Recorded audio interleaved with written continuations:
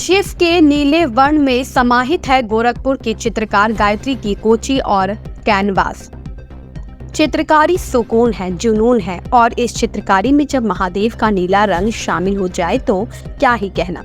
आज हम आपको मिलवाने जा रहे हैं एक ऐसी महिला चित्रकार से जिन्होंने भगवान शिव को अपना आराध्य मान लिया है और उन्हीं को समर्पित रहता है। इस महिला चित्रकार का कैनवास, इस कैनवास पर जो रंग सबसे अधिक आपको देखने को मिलेगा वह है भगवान शिव का प्रिय नीला रंग और इसी नीले रंग पर आधारित होती है चित्रकार गायत्री की पेंटिंग। शिव ही शक्ति का आधार है और शक्ति ही शिव का पर्याय, और इन्हीं दोनों चीज़ों को आधार बना करके अपनी चित्रकारी में शामिल किया है चित्रकार गायत्री आनंद ने। क्यों? देवों के देव आदिदेव भगवान भोलेनाथ इनके लिए हैं खास। आइए जानते हैं इनसे बातचीत में। गायत्री का बचपन महादेव शिव की नगरी काशी में बीता है और इनकी शिक्षा दीक्षा वहीं पर हुई। कला इनके बचपन से सबसे पसंदीदा विषय रहा। रंगों से खेलते खेलते गायत्री कब कैनवास पर महादेव की आकृति उकेर देती पता ही नहीं चलता। विवाह के बाद जब गोरखपुर से नाता जुड़ा तो ससुराल में सभी ने गायत्री के इस गुण की सराहना की। ये बचपन से शौक़ था, कुछ ना कुछ क्रिएटिविटी करती रहती थी वेस्ट चीज़ों को लेके, और अक्सर ही, और इसमें था मेरे मदर फादर जो थे वो भी काफ़ी इनकरेज करते थे। और जब जैसे जैसे बड़ी होती गई तो मेरे पापा ने जो भी रिक्वायरमेंट होती थी, बेटा क्या चाहिए, इसके लिए क्या क्या करना है, फिर मेरी पढ़ाई भी इसी पेंटिंग से ही हुई, मास्टर्स भी इसी से हुआ। तो लेकिन हाँ, इसको बहुत इन्जॉय किया मैंने।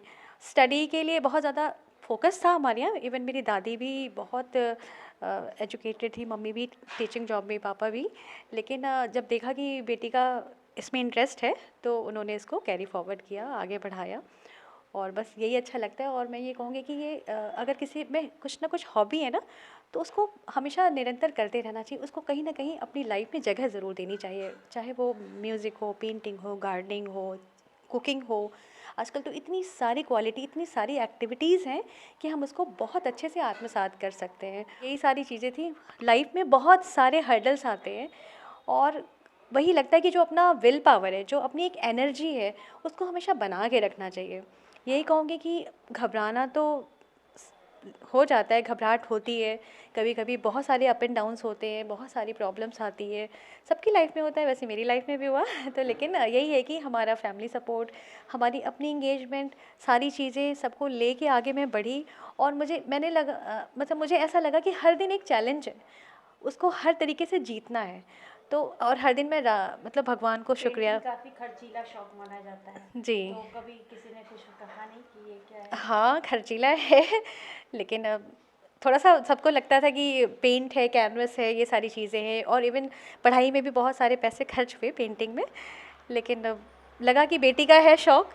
फिर वहाँ जब हस्बैंड को लगा कि करती है तो अच्छा है। एग्जीबिशंस वगैरह मैंने इंटरनेशनल, नेशनल की है।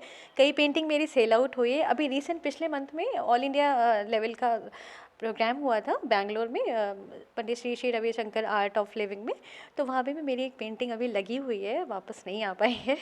देखिए, तो इस टाइप से हर कलाकार के जीवन में मुकाम होता है जी। जब वो लगता है ये क्या कर रहे हो। इस जी। सफलता तो बाद में दिखती जी, है। क्या आपकी जी। लाइफ में भी ऐसा है? हाँ, लगा, बहुत बार लगा। मुझे लगा कि कुछ अच्छा कर सकते थे, पढ़ाई कर सकते थे और आगे बढ़ सकते थे। पढ़ाई की, बट समटाइम्स लगा कि पेंटिंग क्यों ले लिया।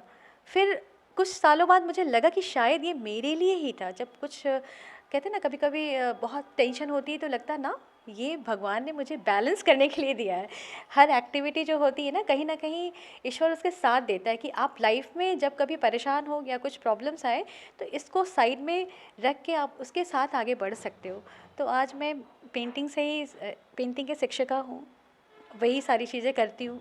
और भी शहरों में बहुत सारी एग्जीबिशंस होती हैं, बहुत सारे फेयर्स होते हैं, और भी वर्कशॉप होती है, उसको अटेंड करती हूँ। खुद भी जाती हूँ, जजमेंट पैनल में भी जाती हूँ। तो बहुत सारी चीज़ें हैं।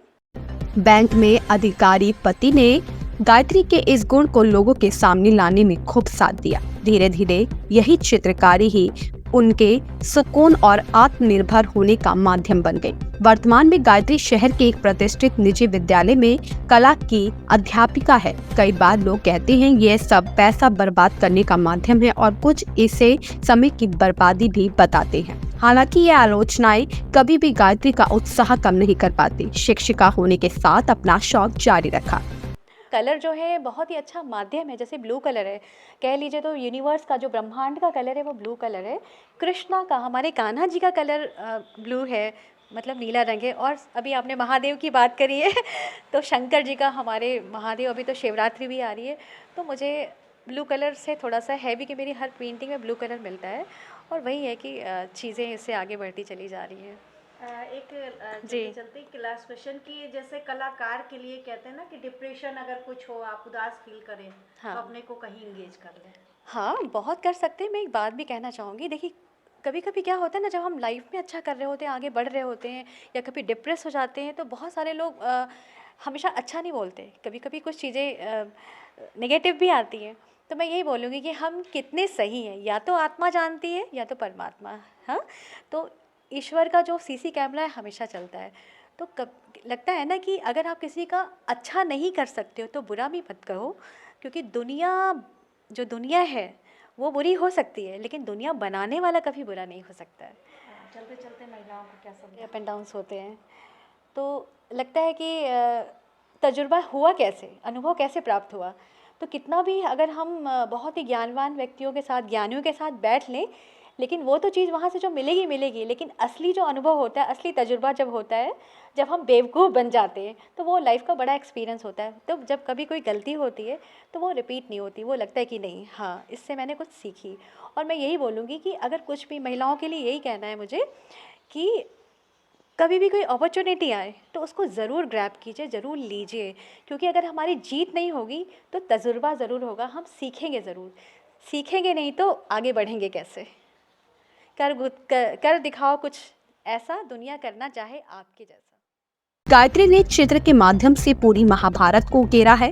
महापुरुषों की तस्वीरें, मॉडर्न आर्ट, जो कुछ इनके मन को छू जाए बनाने में जुट जाती है। इनकी पेंटिंग्स न सिर्फ शहर की तमाम प्रदर्शनियों में सजती है, बल्कि देश के अन्य भव्य आयोजनों का हिस्सा होती है। ड्राइंग रूम में सजने वाले सम्मान प्रतीकों की संख्या साल दर साल बढ़ती जा रही है और बढ़ता जा रहा है चित्रकारी के प्रति गायत्री का समर्पण। संवाददाता रेणु सिंह की रिपोर्ट। हुनर न सिर्फ आपको आर्थिक रूप से आत्मनिर्भर बनाता है, बल्कि आपको आत्मबल प्रदान करता है और मुश्किल परिस्थितियों से जूझने का हौसला देता है। अपने इसी हुनर की बदौलत गायत्री आनंद की आज शहर में एक अलग पहचान है। रेणु सिंह, NB भारत, गोरखपुर।